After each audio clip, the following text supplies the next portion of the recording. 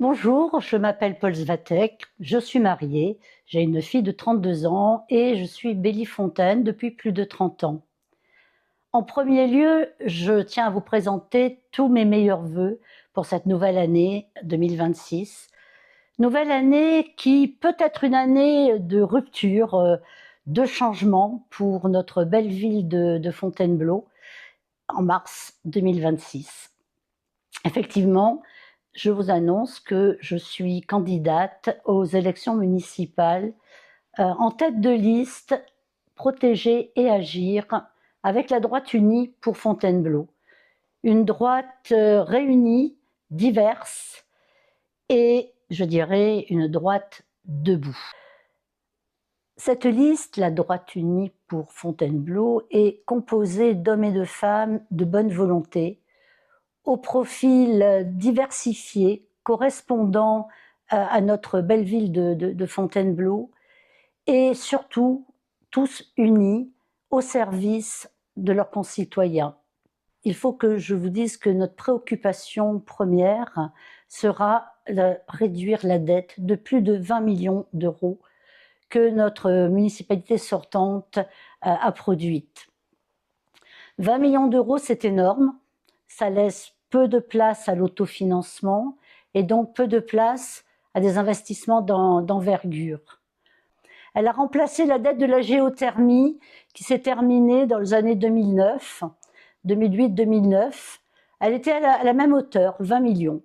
Voilà. Et on se retrouve aujourd'hui, en 2026, au même montant d'endettement. Ces 20 millions d'euros, il y a par exemple la condamnation de la ville à payer à Vinci Park 5 millions d'euros au titre d'une rupture abusive de contrat. Cette rupture abusive, il était bien évident qu'elle aboutirait à un procès. Il était bien évident que Vinci gagnerait ce procès et on a multiplié les frais d'avocat en première instance, mais également en appel puisque nous étions condamnés. Réduire la dette, c'est aussi baisser les impôts. Baisser les impôts locaux, c'est des impôts locaux qui n'ont pas cessé d'augmenter depuis des années, sans pour autant rendre un service supplémentaire à la population, voire moins, puisque, par exemple, là aussi, notre centre aéré, qui était le fleuron de la ville de Fontainebleau, eh bien aujourd'hui, on est réduit à sa portion congrue, faute de pouvoir investir dans des travaux.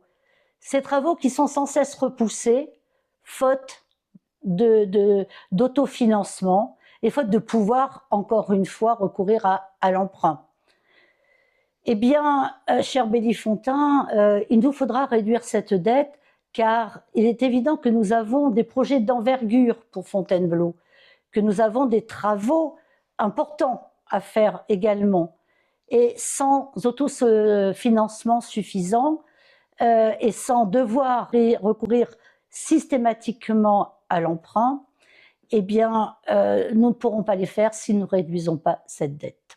Je tenais à vous faire part quand même de ce sujet primordial pour la ville, mais il y en a d'autres que nous vous présenterons d'abord dans une première lettre que vous allez recevoir dans vos boîtes aux lettres.